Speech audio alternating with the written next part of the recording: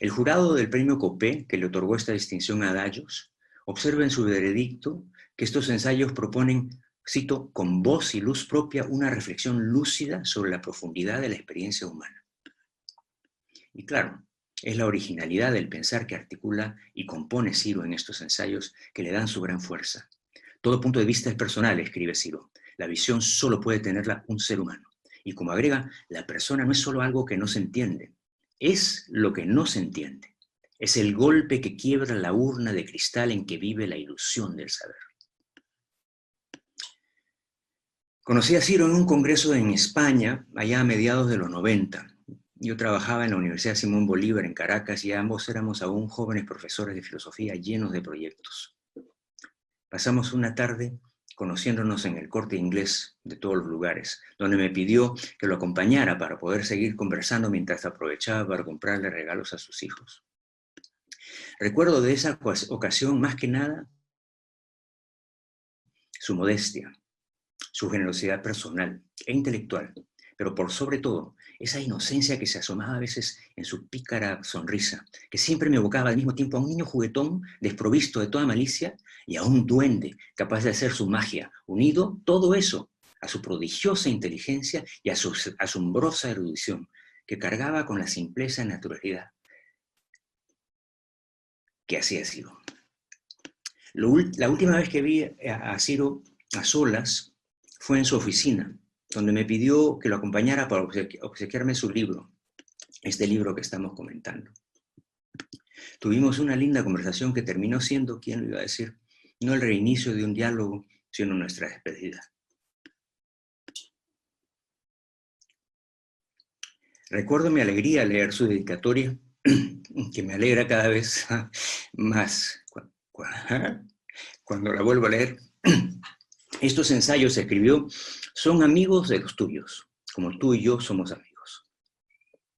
Y es que es verdad que en ellos ambos practicamos ese modo de filosofar siempre experimental, siempre alimentado con la propia experiencia, libre del pudor y la inhibición a la que nos obliga el rigor académico, merodeando incansablemente en la complejidad de la propia existencia para ir acumulando visiones diversas, pequeños botones de luz a partir de los cuales poder construirse una vida buena. Emerson escribe en sus diarios que es muy difícil ser suficientemente simple para ser bueno. Pero detrás de la madurez y profunda lucidez de estos escritos, uno puede reconocer esa maravillosa simpleza de nuestro inolvidable amigo, Ciro Alegría. Muchas gracias.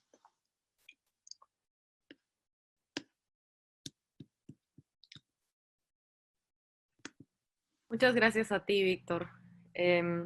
Bueno, luego de la introducción que nos ha dado Víctor, ahora podemos pasar a esta mesa virtual, conformada por 4 egresados de la especialidad de filosofía y exalumnos de Ciro, Yosimar Castilla, Martín Valdés, Soledad Sevilla y Daniel Luna, que realizarán un análisis y un comentario crítico del texto. A ver, empezamos con Yosimar.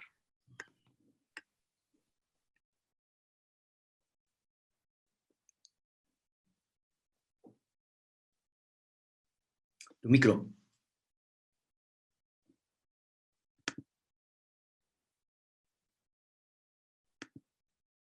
A ver si se me escucha. Ahora sí. ¿Qué tal? Bien, buenas noches. Quisiera empezar agradeciendo a Víctor Krebs y a Sebastián León por haberme invitado a este homenaje que para mí significa mucho, ¿no? Ciro Alegría fue mi asesor de tesis, la cual pude sustentar finalmente el año pasado. Y bueno, esa tesis definitivamente no hubiera podido salir sin las conversaciones que tuve con él durante tanto tiempo, conversaciones que para nada se sintieron como esas conversaciones entre profesor y alumno, sino que eran conversaciones entre amigos, entre las que Ciro discurría sobre temas que no podía discurrir quizás con otras investigaciones que asesoraba, orientadas más a temas de filosofía política y moral. Y en ese sentido hablábamos más bien de temas de estética, ¿no? Que era un poco a lo que estaba orientada mi tesis. El día de hoy, un poco en ese espíritu de las conversaciones que guardaba con él, quiero hacer unos comentarios o compartir con ustedes unas notas sobre el adagio número 4, que ha sido referido por Víctor también, y que se titula Sufriendo se aprende. Y es un adagio que he elegido comentar, ya que por un lado tuve la oportunidad de hablar sobre ese texto personalmente con Ciro en su momento, y por otro lado, porque pienso que guarda algo esencial sobre el sentido general del libro. Nos dice algo este adagio sobre qué cosa es esto de la ciencia melancólica. Entonces, comparto con ustedes algunas notas que tengo al respecto, ¿no? Sufriendo se aprende, es el título del adagio, como había dicho, ¿no? Hölderlin, ¿no?, el poeta alemán, dice en un texto titulado, bueno, titulado por editores, En Amable Azul, que sufrir es como si peleara Hércules con Dios, ¿no? Así que aquí se esconde algo potente. El adagio, como decía, parece contener una indicación importante sobre el sentido general del libro. De hecho, si ponemos atención al subtítulo, podemos preguntar ¿qué es una ciencia melancólica?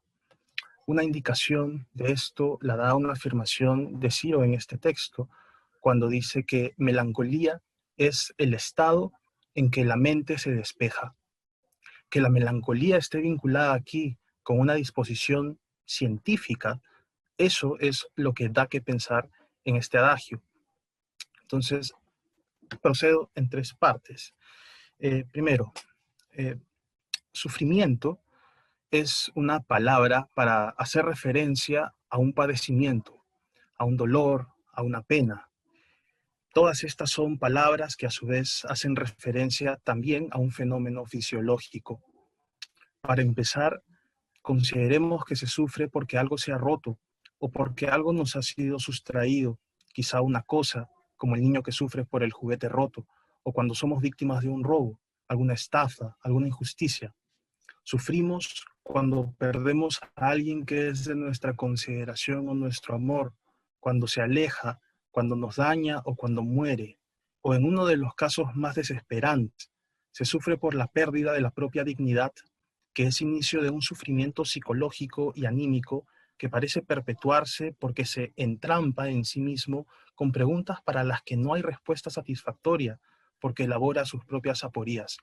Ese sentimiento de pérdida de algo o de un estado, como la salud, pero también de uno mismo, se padece como una sensación de vacío en las entrañas, como una enajenación del propio cuerpo que no se puede tolerar. Que haya tantas formas de sufrir es lo que lo hace tan real y parte de la vida.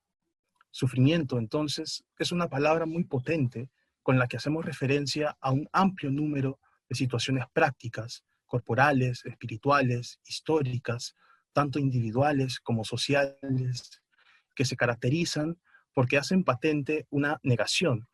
Que el cuerpo duela es la negación de un estado de reposo en el que se encuentra el cuerpo sumido en la rutina, la cotidianidad o la seguridad ingenua, bajo la conciencia de que todo se encuentra en orden.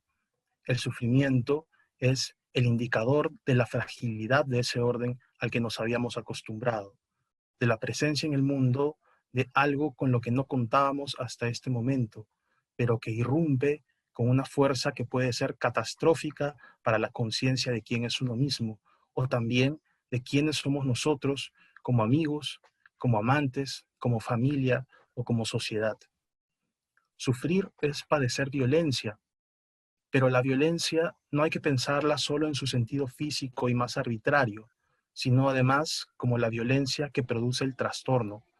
La violencia en el interior del sí mismo al darse cuenta de que la realidad no es como uno creía o que la identidad de uno no es la que se concebía. Ante esto, y además estando entre interesados en la filosofía, hay que preguntar, ¿por qué el sufrimiento sería de interés filosófico? Paso a la segunda parte. El adagio de Ciro, titulado Sufriendo se aprende, responde a esta cuestión afirmando que el sufrimiento, Es condición de un aprendizaje. Más aún, vincula el sufrir con la actividad del pensar. Llamo la atención sobre cómo se formula esto. Se dice sufriendo se aprende, es decir, mientras se padece el sufrir y no solo después. Mientras el sufrimiento se encarna en nuestras vidas, algo se aprende. Es decir, solo se aprende del sufrimiento vivido, experimentado en la inmediatez del cuerpo o del trato con otros. Esto es algo que se encuentra, por ejemplo, en las tragedias griegas. Esquilo, por ejemplo, sentenciaba que porque Zeus puso a los mortales en el camino del saber, cuando estableció con fuerza de ley que se adquiera la sabiduría con el sufrimiento.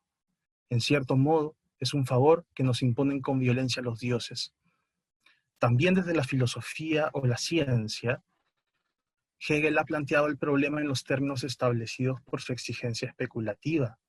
La necesidad de la filosofía, nos dice, surge cuando el poder de unificación desaparece de la vida de los hombres y los opuestos pierden su viva relación e interacción y cobran autonomía. Pocos estados fisiológicos pueden sentirse tan intensamente como el sufrimiento, pero lo paradójico es que si el sufrimiento afirma en ese sentido nuestra realidad, lo hace únicamente a través de la experiencia de una negación, de una pérdida, una disolución, una crisis, una aniquilación, mediante las cuales algo otro acontece o hace su aparecer. No es real el sufrimiento en el sentido de que se trate de una mera cosa o un hecho. Por eso dice Ciro que el sufrimiento no es nunca completamente real, no se puede conocer, solo puede ser aludido, simplemente existe. Y luego continúa, pero lo que más duele del dolor es que no cesa. Su duración pertinaz nos da la idea de una vida interminable. Pero no cesa no porque resulte en efecto interminable, sino porque no tiene que ver con el tiempo. El tiempo cotidiano sigue ahí, la gente va y viene, continúan sus propios asuntos. Es en la inmediatez de uno mismo donde el sufrimiento se experimenta, donde el tiempo cesa para uno, donde uno crea para sí su propio tiempo. Paso a terminar mi comentario. Pero en ese ensimismamiento que produce el sufrir, acontece, como decía, otra cosa. En realidad pueden suceder varias otras cosas, porque el sufrimiento lo deja a uno en la indeterminación, genera una ruptura con lo que venía sucediendo y por tanto nos deja en el ámbito de las meras posibilidades, aun cuando la violencia que queremos devolver por el sufrimiento padecido pueda devenir pronto en una resolución que, en el peor de los casos, continúe la cadena de violencia. Pero el adagio de Ciro pone atención sobre cómo desde esa indeterminación, en medio de esa crisis que es el sufrir, puede darse aquello que denomina la ocasión de descubrir el pensamiento. ¿Cómo es eso? Por ejemplo, cuando la reacción ante el sufrimiento es un esfuerzo de tomar distancia del padecer, buscándole una explicación que muestre que todo se trata de un malentendido o de un mal momento que ya pronto pasará, de modo que nos proyectamos hacia la salida de ese dolor, a lo que vendrá después, a lo que hay más allá de lo que meramente sucede en toda su brutalidad. Pensamos así cosas como esto no puede estar pasando, cómo ha sucedido esto, etc. Con sentido o no, las preguntas que la conciencia desgarrada se plantea al buscar una explicación para lo absurdo de su padecer, crean una suerte de metafísica, es decir, inician una investigación que se aleja de lo que ocurre y se esfuerza en dar cuenta de objetos trascendentales, es decir, pensamientos para los que no cabe exigir prueba alguna, porque están más allá de toda experiencia. De allí que el pensamiento que así surge no pueda ponerse en la forma de conocimientos ni pueda esperarse de él algo específicamente útil. La diferencia entre los